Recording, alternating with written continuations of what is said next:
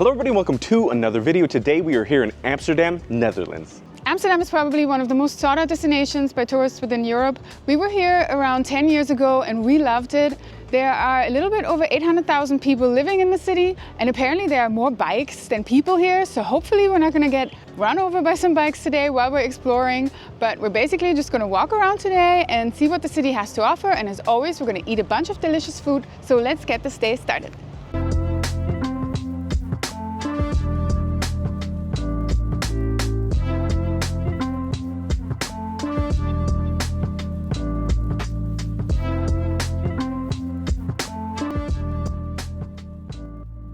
We're going to start off the day in the Jordaan district, and we came to Winkel, which is right behind me, for some food, and apparently they have some really delicious traditional Dutch pie. So let's go inside.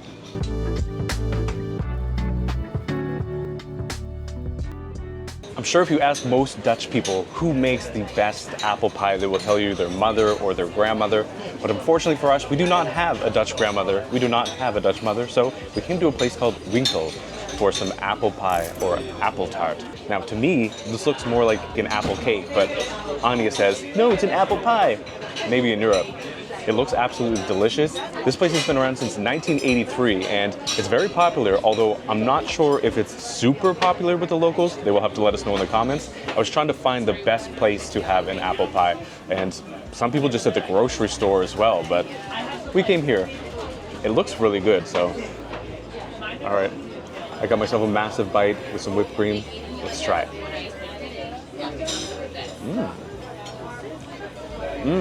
Some people were talking smack about this on Reddit, people who had never had it before, saying this is probably just an Instagrammy spot, but this is really good.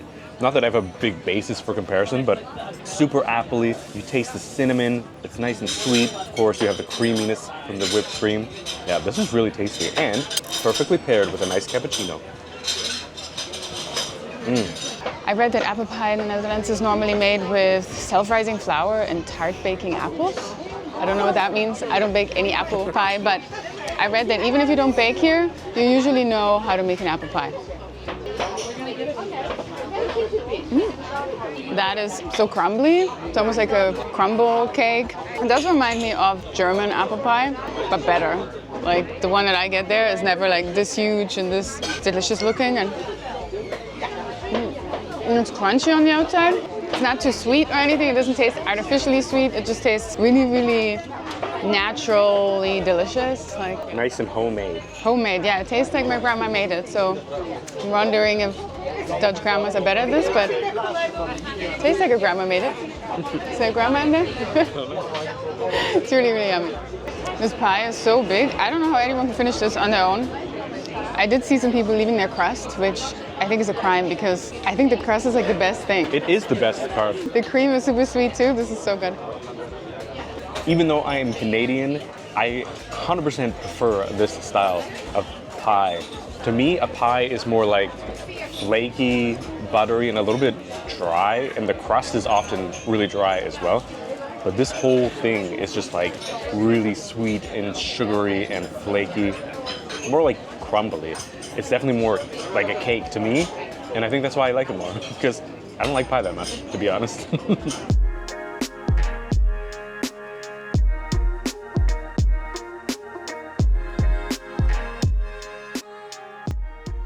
So I read online that the Jordaan district is more like the hipster alternative kind of district, which obviously we had to check out. And you can tell there's some vintage shops here and some cafes, and it does really look cool. And those canals and the boats, I mean, I'm sure it's like this anywhere in Amsterdam, but it's just so, so pretty. All the houses. We barely stepped a foot into the city and it's already amazing. It turns out that Amsterdam actually has the most number of museums per square meter in, I guess, the entire world. So we decided to stop at this place called the Cheese Museum. As far as we know, it's more of a cheese shop than it is an actual museum, but we love cheese, so let's go inside. And it's free. And it's free.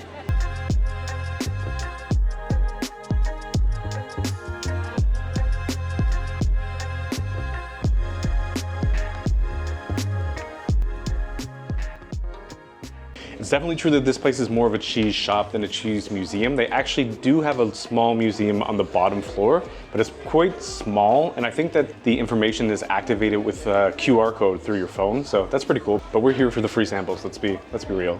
They do have a little bit of information though, like little bit Yeah. of text and stuff, so you learn how to make cheese, how they make cheese. And upstairs you get a lot of samples. Yeah, there's so many. Good, so delicious. Yum, yum.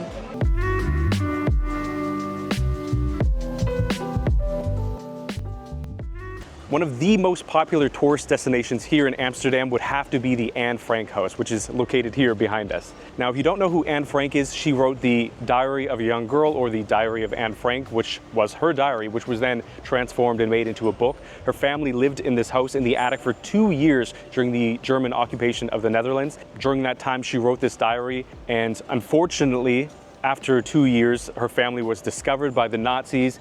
They were taken to concentration camps, and the only one to survive in the entire family was her father, who then took that diary of hers and transcribed it into a novel. And I feel like most people today have heard of the Diary of Anne Frank. It was even made into a play, which won a Pulitzer Prize and a Tony Award. So it is a very famous book and also a famous play. So yeah, we're not gonna go in there because, as always, we don't spend a lot of money on museums typically because they can be pretty expensive and there's usually a pretty big line. So we're gonna skip out on that today. But if you come to Amsterdam and you have a little bit of spare time, you should probably check it out.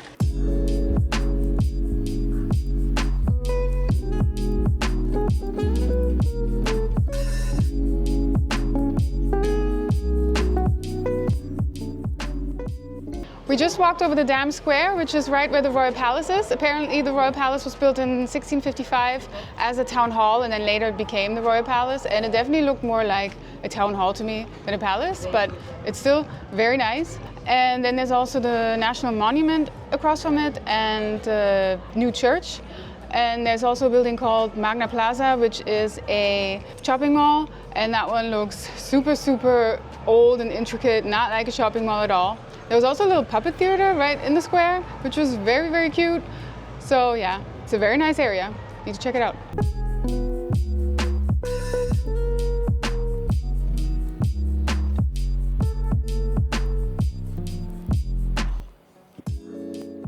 If you walk around the streets, you'll walk past so many stores that sell cheese, and you always get these samples. So I had to like go into the Amsterdam Cheese Company to get more. This one apparently is 4 months aged, I guess. So strong. I think honestly, the Netherlands has the best cheese in the world.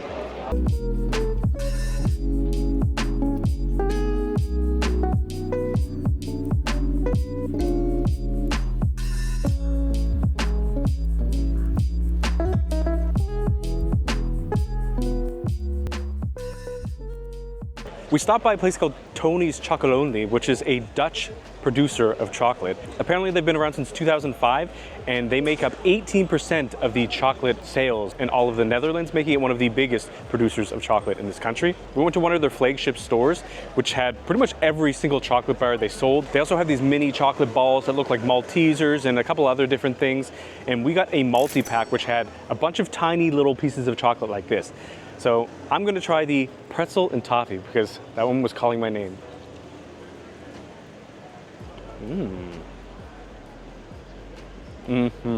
When I think of chocolate, I wouldn't necessarily think of the Netherlands, but this is really, really good. And I love the pretzel pieces in there. They give it a nice little crunch, and there's like a hint of saltiness to it. And I think there's sweetness from the toffee as well. Yeah, this is really, really good.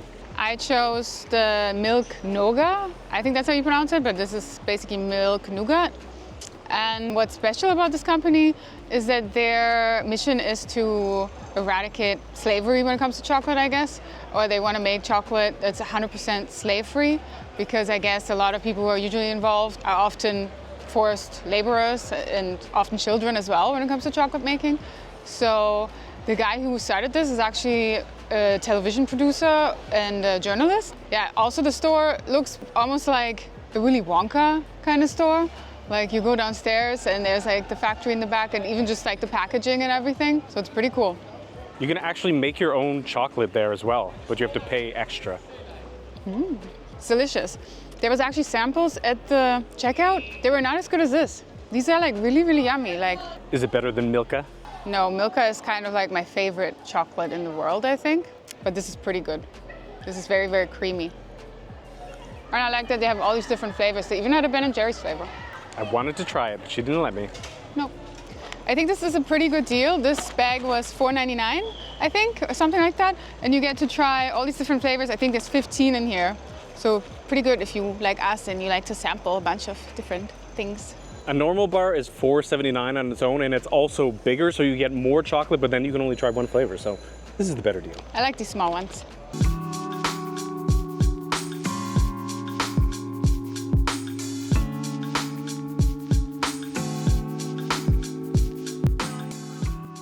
We made it to the flower market before it closes at 5:30, and I think if you come to Amsterdam, you're definitely going to come to the flower market. This is the only floating flower market in the world, and I think it was founded in 1862, so it's been here for a long, long time. You can buy all sorts of different seeds and bulbs and everything, like vegetables, herbs, and of course tulips, which is probably the national flower of the Netherlands because you see them pretty much everywhere. But yeah, it's really pretty. Lots of bright, beautiful colors everywhere. Yeah, if you're into flowers and plants and stuff, you should definitely come here, or if you know somebody, bring him a gift. Yeah, we're not though. We kill all plants. Yes.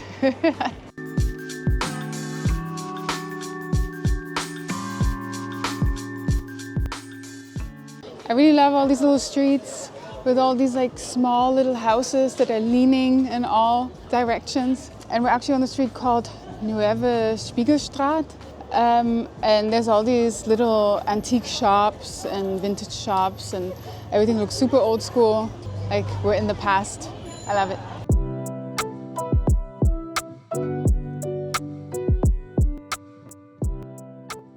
We now came to a place called Stamppot Amsterdam for some local food, including stamppot.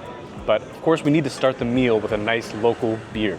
We got one called Brouwery de Cheese. I can't pronounce it because it's in Dutch. I can't even begin to try, but it's an IPA, and apparently this is from Amsterdam. They had like 30 different local beers from the Netherlands in general, so let's try it out.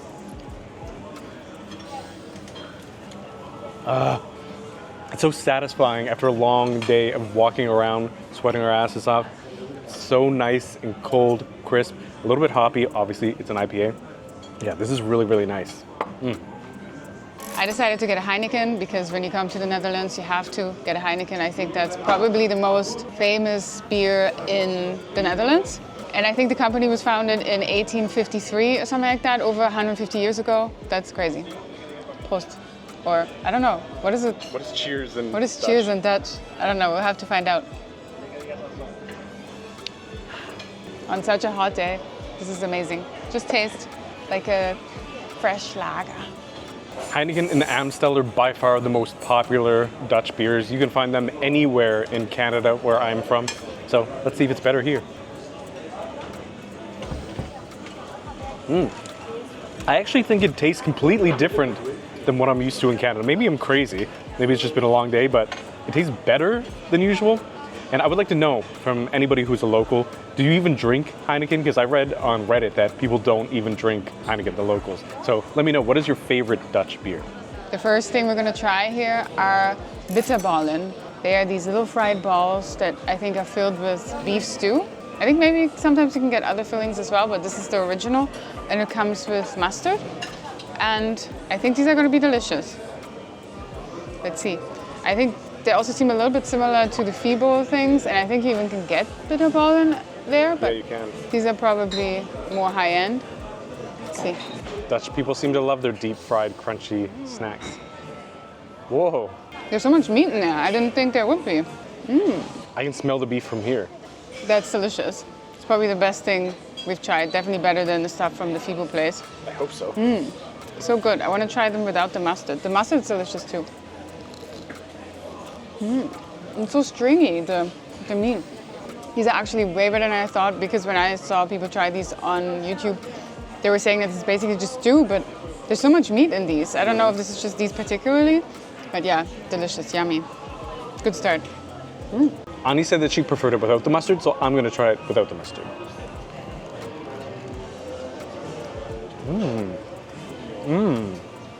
Definitely blows Fibo out of the water. There's no contest. It's really beefy It basically tastes like a beef gravy, kind of thickened with a roux, with little stringy pieces of beef inside. Yeah, this is really nice. I'm gonna try it with the mustard, but honestly, I feel like it's gonna be better without. Actually, I don't know. I like it both ways, but all I know is that these are amazing. We're now going to try snert, which is a Dutch split pea soup. It has both bacon and sausage inside, and apparently the sausage is a rookworst, which I think maybe we're having with our other dish. Not sure. And I read that this is supposed to be so thick that you can stick a spoon up straight in it. So let's see. Definitely passed the test. All right, now let's try it. Stop playing with our food. Oh, look at this. It has these big chunks of bacon inside. I love split pea soup. Have you had split pea soup? That's what it tastes like. It's really mushy, obviously. It's really thick. It's definitely not a soup. It is a stew. You can definitely taste both the sausage and the bacon. It's really smoky, actually. And I think there's other little pieces of vegetables in here, maybe like some potato, carrots, other things like that. Yeah, this is really nice. It's also served with a slice of rye with bacon on top.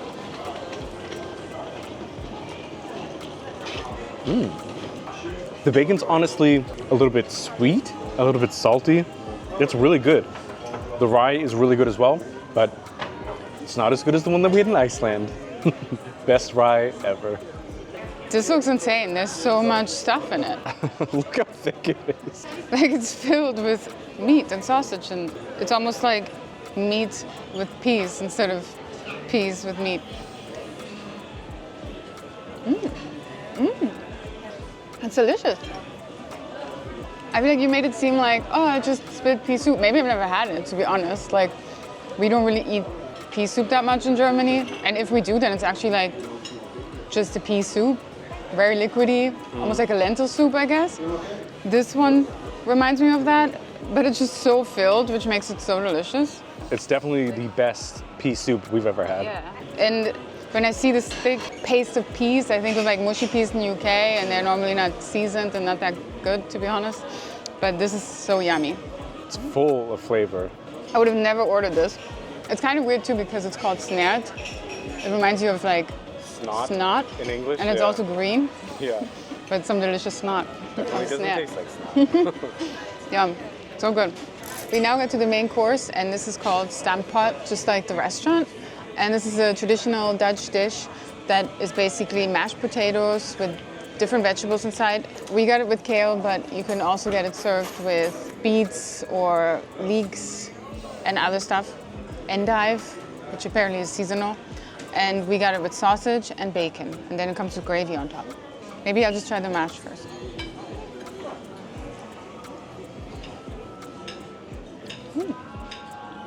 That's good. That tastes like mashed potato, but it has like just like some oomph, like some elevated mash. Yeah, like it has some like green flavor to it, but it just tastes really nice. Like I really like it, and it's really smooth actually. Although there's kale in there, it doesn't seem like grainy or anything. Let's get some bacon with it. That bacon is so chewy. I like it. Now let's try the sausage. I think this is the same sausage that was in the split pea soup, which is I think roestok. Yeah, it looks similar. I'm not sure. No, I think it is the same. It's good though, and I feel like we have the sausage in Germany. This dish is good. It's kind of like comfort food, home cooked. I don't know, your mom makes food like this. Yeah, I could eat this, especially in the winter. I feel like this is a winter dish. I've definitely never had a mash that was so green before. It looks almost healthy, even though it's covered in gravy. I feel like you can kind of taste the little leaves of kale inside the mash. It doesn't taste super kale-y, because kale can be pretty bitter, and kind of a strong flavor, but this is really nice. And as you said, this is a really smooth mash. I think this would be really good with mushrooms or beetroot or one of those other things as well. But I think this is one of the most traditional varieties. Could be wrong. Now, I'm gonna try a bite with everything. Got some bacon, I got the sausage, I got the mash all together. I do think it's the same sausage. It has a nice snap to it, and you can definitely tell a lot more when you're eating it straight up on its own. I think the saltiness of the bacon, the nice creaminess or porkiness of the gravy, and this mash just go very well together. As Anya said, this is definitely a comfort kind of meal. Yeah, this is really, really nice.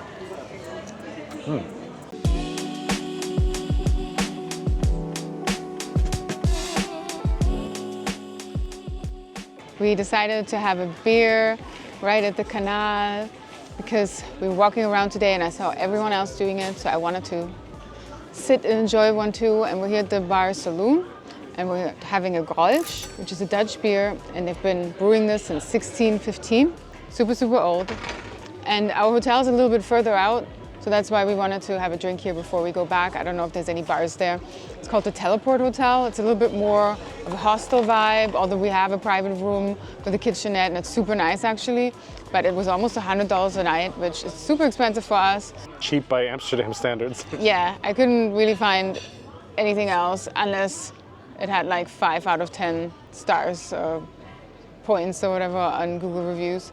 Didn't want that. But yeah, they even have a cat called Pepper with an Instagram account on staff. And yeah, it's actually a quite cool hotel and I like that area. And it's technically easy to get here. It took like 30 minutes. So Prost, because apparently in Dutch it's the same as in German, just with an extra O. Prost.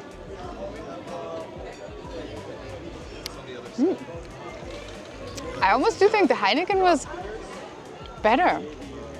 This one tastes a little bit more bitter. But yeah, I'm curious to see what Dutch people think. Still good, especially with this nice scenery.